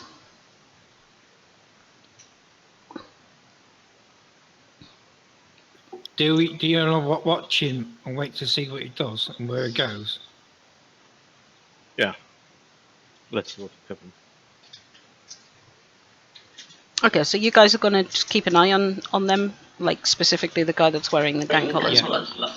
Okay. Just one is a gang member, right? The others are just You, guys. only one of them is wearing gang collars that you can see.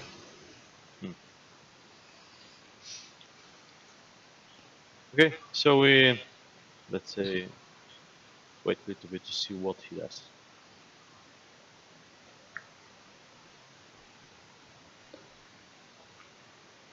Yeah, we'll watch him and keep an eye on him.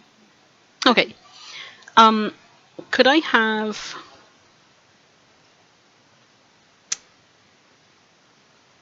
are you trying to remain hidden while you're watching them, or trying to appear like, just like you sort of casually having a chat across the street or something?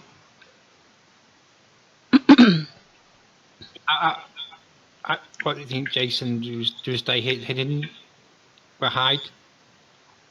Yeah, we will keep an eye on him from a distance, across the street, talking, maybe waiting on the corner, of smoking, talking with Kurt. It's like we're going to go into the club, but not yet ready. Okay, so if I can get you guys to roll me stealth and resolve, please. Just one success. Well, I'll give him a perception check just to see whether he notices you or not. Okay. Ooh, very nice. 5 successes. Unlikely that he's going to see him, but we'll see.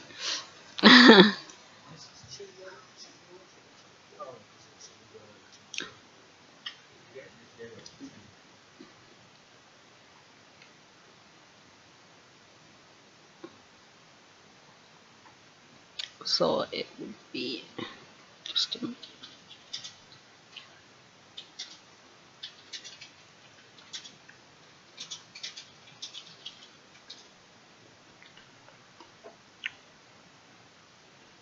So they kind of stood there chatting, and one of them was leaning on the bikes and things like that. And after a while, you notice one of them gesture towards Kurt, and they've noticed Kurt, that they kind of start looking at you and stuff, and it looks like they've noticed that you're watching them.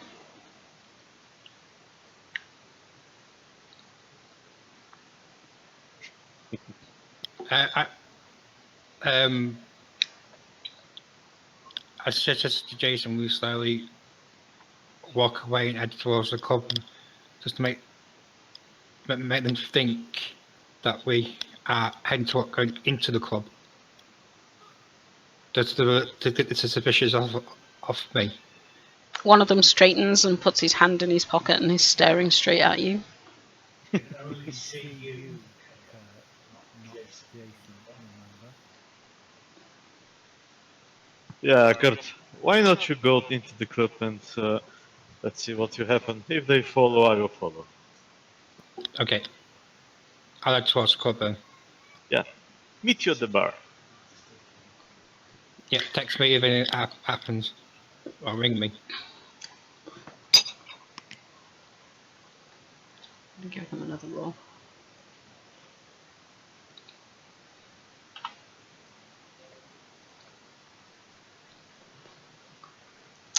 So Jason, you watch. You're kind of hidden in the shadows, and you watch them, and they all like watch Kurt leave. And once he like walks into the club, they kind of relax and go back to chatting.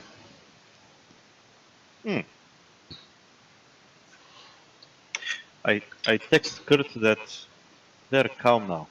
I'll keep watching them. See if there is someone in the gang inside. Okay. Yep, you get the text, but we're going to move scene to the coffee shop with Rose and Carmen. I want a double espresso, grande, triple latte with extra foam. And she starts making your she kind of gives you a nod and a smile, and she starts making you coffee. I lean into her. No idea what I just ordered, but she knew. She knew. Well, I bet it will be tasting good. I'll have hot mint chocolate, thank you, with whipped cream and sprinkles. They've got resources. They both have jobs. Oh, right, okay. Sorry, Spike's making comments. He's commentating off camera. Okay. Drink and eat without throwing up in the new. Okay, so basically how it works is if you don't have the eat food merit, you're going to need to rouse the blood to do this effect called Blush of Life, which will allow you to eat and drink, but you will have sort of about an hour or so before you're going to need to disappear to the bathroom and get rid of it, as in throw it up. Okay, so I won't drink. It's just for.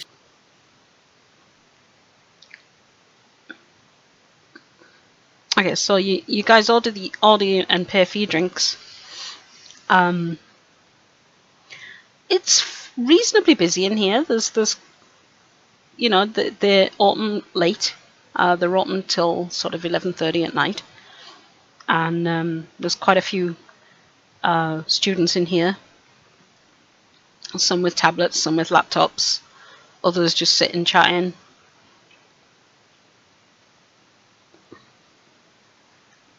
Okay, so I'm gonna do my heightened senses for hearing. Mm-hmm.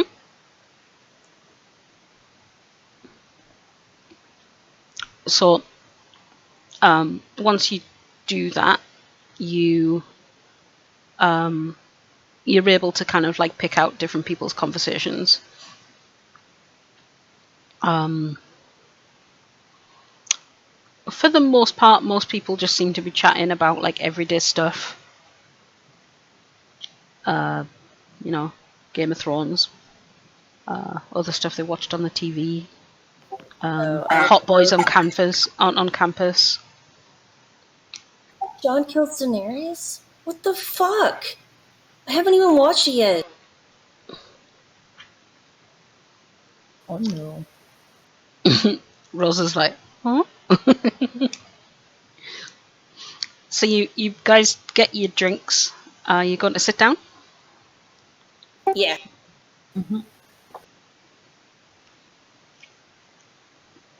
So Hansu, are you going to do a blush of life to see if you and actually drink your drink, or are you just going to sit and pretend? I'm gonna sit and pretend, and she's kind of interested if they actually use real mint. Yeah, totally. So if I can get a charisma and subterfuge roll from the two of you, you only need one success, just so nobody notices that you're not drinking at all.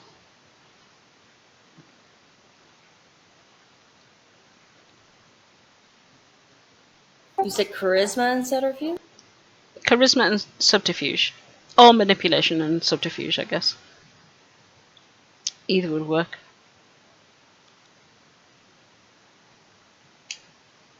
Yes.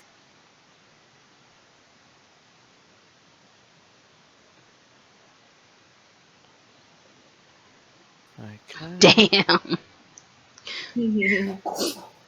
I'm very manipulative. You both pull it off, but Carmen does it like a pro. Do this a lot. She's all like, yeah, look at my drink. It's awesome. Can I also get wits and awareness rolls from both of you?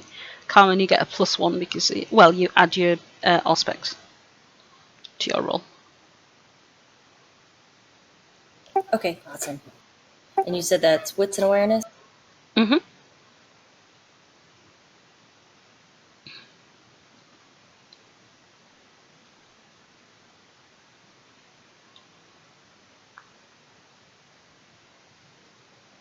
Whoa, Mr. Ooh. I'm like a So, pimp. lovely. Freaking 6 successes as well, jeez. So yeah, you don't see anything that you would call suspicious or strange. But Carmen, after a while, you've been sitting there and you've been kind of listening into people's conversations, making it expertly look like you guys are just hanging out. And all of a sudden, the room starts to spin. The colours in the room start to swirl together in strange patterns. It's quite pretty looking. And in among the kind of, it's all swirling and spinning, and an image starts to form.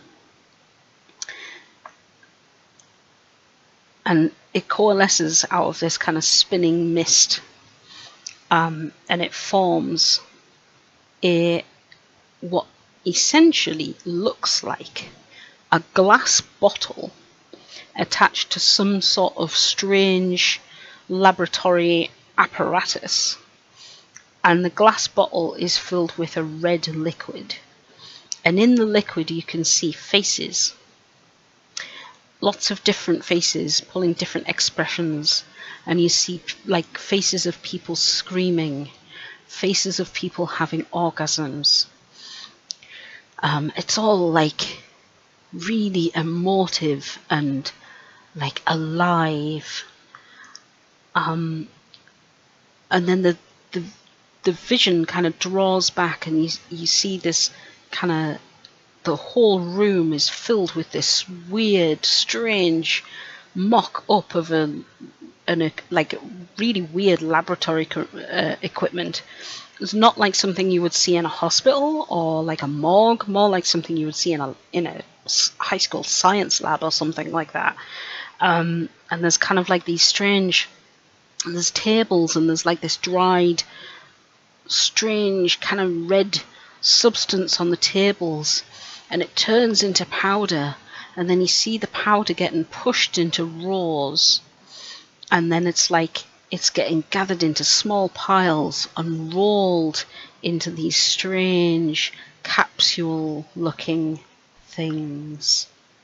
And that's where we'll leave your scene for now. Before we leave the scene, I kind of snap back, right? Mm-hmm. I look at the barista, which I'm sure she's busy doing something.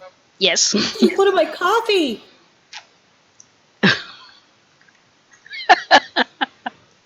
I love that that's what you got from that.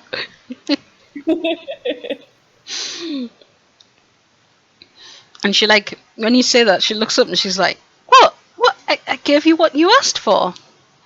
Much A espresso. double espresso triple latte with foam and well, granted, it's just the size, dear." I tell No Rose, extras, honest. I make sure to let Rose know through a text, so that way if something was to happen, so like I'm sitting there, I look down and I kind of like. Are you sending the text just to Rose, or are you sending it as a group text? Okay, and what does the text say? Holy shit! Don't drink the espresso at Starbucks.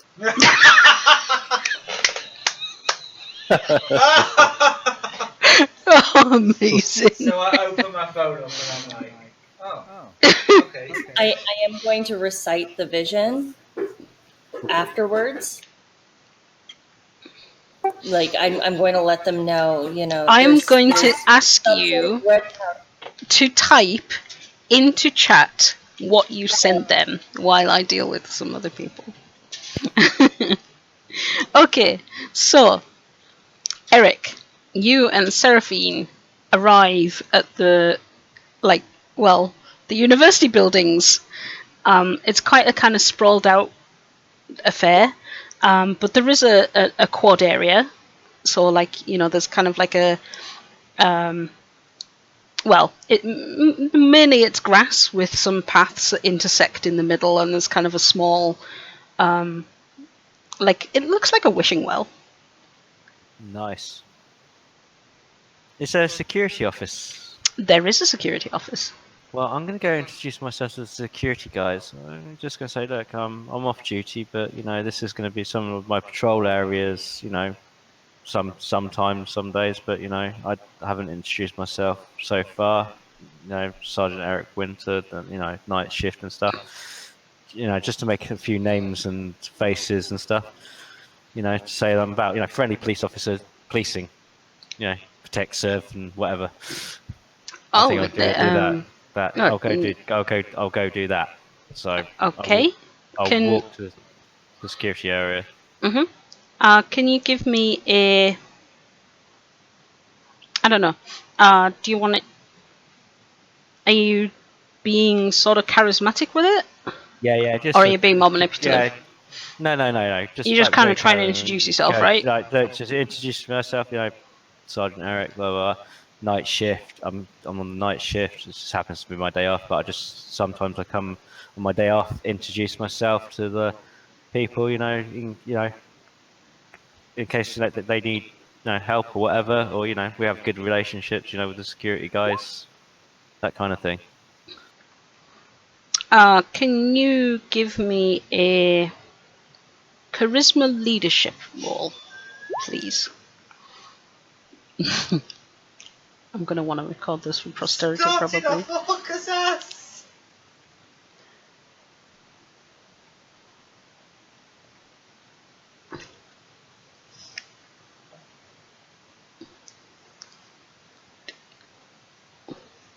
That's fucking spooky.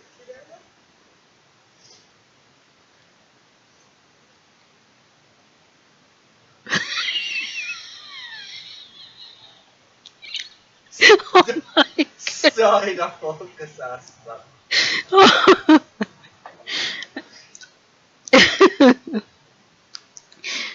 you get this reply from Seraphine.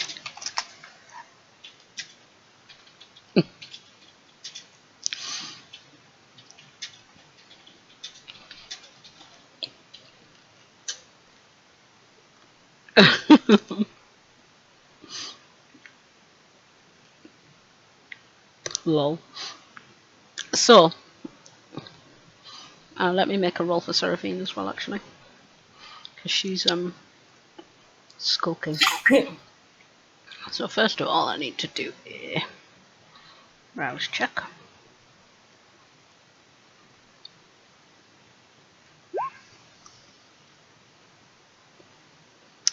Damn it.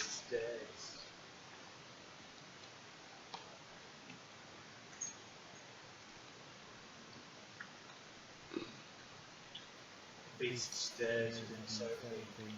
Meow. You want to beat me.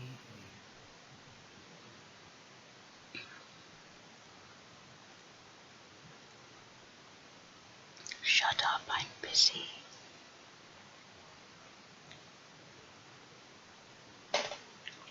Why do you always have to talk to me? I'll get you one of these days. You've had me plenty times before, that should be enough. It's never enough.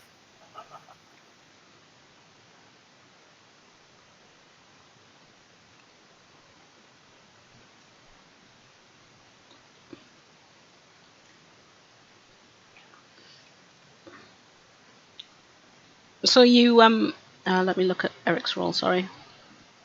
Yeah, you introduce yourself absolutely fine.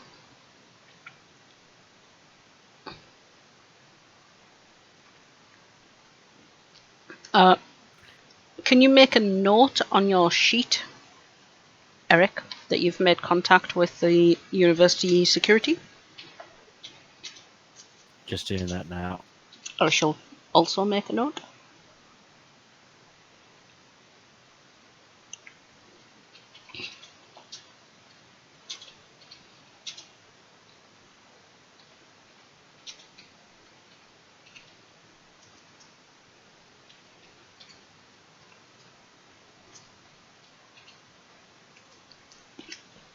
They kind of have this conversation with you where they're like, oh, you know, it's really nice to see a member of the Boys in Blue that care about the community. Oh, this is my patrol district. I like to know, I like to know about people. Look, you guys do a different job than us. You're here to keep just the university safe, but like I'm here to keep everybody safe. So I feel like if we can work together, we can keep everybody safe, and that's including you. And if I'm on site, you call me in and stuff. You got my back, I got yours. That kind of thing. Mm-hmm. We need to protect the students. We need to give them a good opportunity so they can just better themselves instead of getting assaulted or God knows what else they have to face. Yeah, there's been a bit of we've had a bit of problems lately. Seems to be a local gang or something targeting students. Yeah, we're kind of getting some incident reports built up about that. Yeah, we've increased security on campus just to try and keep help out. Hey guys, any have you noticed any patterns to who's sort of being targeted within the student community? I mean, most of them like have been in one of the sort of frat houses or the sorority houses, but not a specific one. Just kind of, all of them really. Any sort of like distinction between like the sort of like the better off students, the ones that have mums and dads that have got a good income, to the ones that are just here on Not that I'm scholarship? aware of. No, I mean I haven't noticed anything like that myself. There's been like one or two. I think there's two other students that like aren't in. But I know the one guy that did get attacked. He was trying to join the frat boys. Don't know whether he's like been successful since then, but at the time he wasn't technically a member. Yeah, have you got a name on that student? Just in case it comes up on like he basically have a word with him and see how yeah, bad he is. sure. Let me get you his details. And he kind of goes over to the computer and he starts like typing and stuff, and then he writes the guy's name and his dorm number down on a piece of paper and gives it to you. Okay. I guess you'll give me that in a note later. Yeah. So look, here's my card. Like it's got my number on, and this is the GM. It'll be like to a work phone. not my private phone, it'd be the work phone. So when I'm on duty, even if I'm off duty, you can. But I do night shift. Oh, Only, okay. So like Oh, pretty right, much okay. any night stuff, incident's fine. If in the day, just go through the usual channels and stuff. Okay. But I'm about. Yeah, sounds good. Because I just mainly do nights, man. It's what I do. But yeah, definitely just hit me up and stuff. Do you mind if I just wander the campus, get my feel of the place and things? No, and no. such? I mean, get yourself a walk around. There's yeah. plenty of maps dotted around. Cool. If, Also, just I'll give you a tip. We've noticed the gang sort of colours. There's maybe a white with a red diamond checkerboard on the stuff. So if you spot anything, Okay, that's good to know. Yeah. With that, you could get me the footage and stuff. I can start bringing this and making cases towards the gang unit and detectives and stuff. We'll get that out to the rest of the security guards as well, and we'll if we get any hits on surveillance or anything, then we'll certainly pass that along. I mean, obviously, if you can funnel it through me, I mean, I can because I'm a sergeant, so I've got a little bit more sway than the average, Okay, sure. Okay. Cheers. I take it. I'll get their names and yeah. Okay. I'll think of them. Say thank you very much. So I'm going to just briefly cut back to the nightclub. We're going to do Spike questioning Jim questioning the suspect in that next time. I'm just going to briefly finish up at the nightclub, and then we'll continue next time. So back at the nightclub, while you're inside, Kurt, you don't really see very much.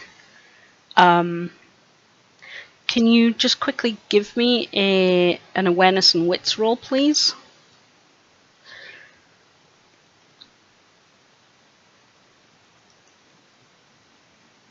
Okay, so you kind of, it's quite busy inside, quite loud, quite busy as you can imagine. It's difficult to really know exactly what you're looking for. I mean, you've never really been involved with a drug scene before, so you're just trying to keep an eye out for people with gang colours and stuff like that, and you don't really notice very much. But as the night goes on a little bit and people start trickling out from the club, you, Jason, outside, notice the three guys that were hanging around the motorcycles who you've been watching most of the night.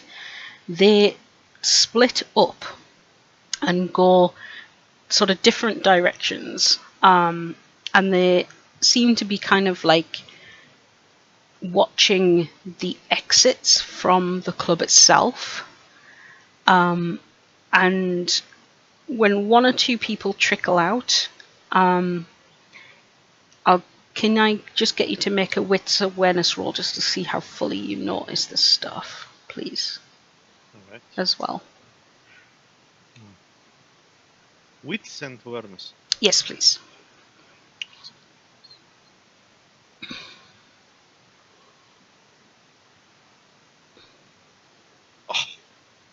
Damn. You could burn a point of willpower to get a reroll for 3 of those dice if you would like. Oh. Because you will get it back next session. Well, you'll get it back. Yes. Yeah. Yes, let's do so, that. How do I roll? So change one of your green. If you click on one of the green boxes, it'll change to a diagonal line, a forward slash, and then underneath there's a little dice next to it says willpower. You could just click on that and it'll re-roll it for you. Oh no, it's WP re-roll. That's it, perfect. So you got 3 successes in total. So yeah, you notice that a couple of the people that are trickling out, one of the guys, not the one that was in the gang colours, but one of the other dudes seems to be doing some quick-handed exchanges of plastic packaging and money, essentially. Nice. What about the guy with the gun colors? What he's doing? So the guy with the gang colours, he's mostly skulking like around the corner, and he's watching what the other two are doing. But other than that, he doesn't seem to be doing anything yet. So they're together in that, right? It certainly looks that way, yes.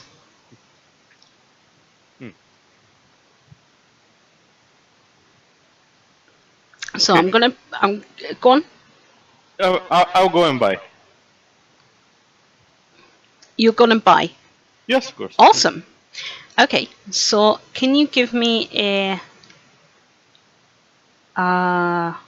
you go to approach the guy to buy some stuff, and he kind of looks you up and down, and he gives you a bit of a sort of glance. Can you give me a?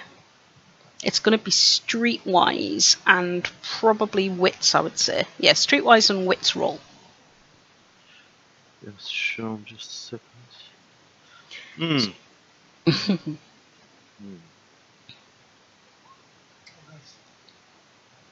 So you kind of like you see him give you a bit of a look. It's maybe because you're a wee bit older. You're not quite sure. You don't look like the average student. But you know exactly what to do, and you kind of fold the money. You've seen, you've obviously you don't really partake so much yourself, but you've seen it done. So you kind of fold the money and just carry about business as normal. And he hesitates for a moment, but then he takes the money and he gives you a plastic packet with 2 capsules in it. When he hesitates, I ask him, "What? You don't want my money?"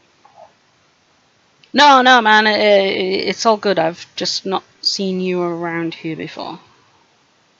I haven't seen you around either, but I don't question you. Alright, well, your money's good here.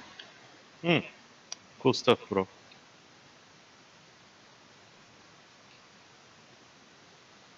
I take the stuff and I go and walk. Not to the direction to the gang guy, but just to pass near him, maybe. Yeah, you can walk past him. He's not like, he's just kind of, it looks like he's just overseeing the other two in what they're doing. Do they see him directly, line of sight? They're carrying on like he's not there. Well, he might really not be there soon.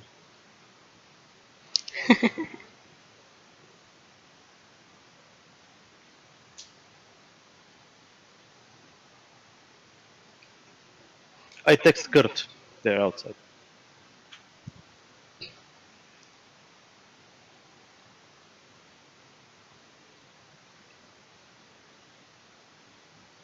I'm just making a note, sorry.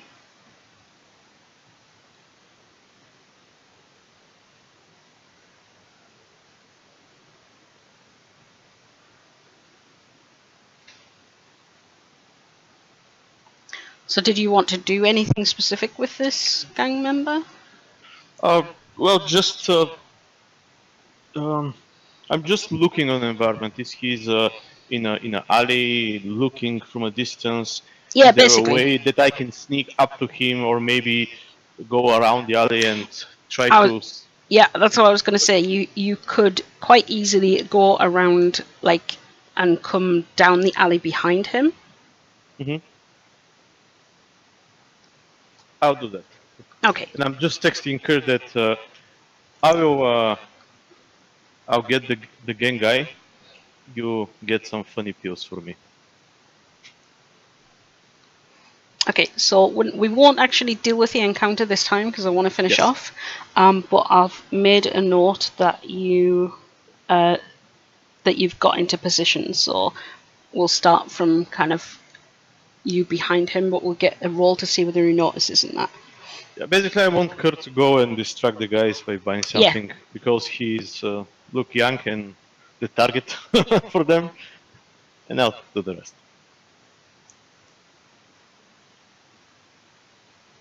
Just quickly make a note, and then we'll sort out XP. And I've got a little thing to read out. Actually, I'll read that out before we do the XP.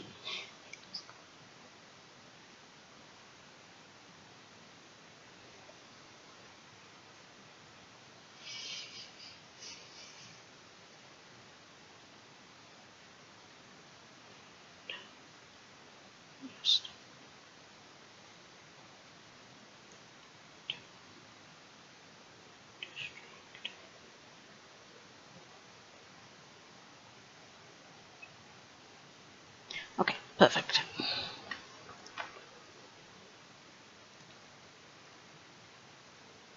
I will have to send this to Sarah.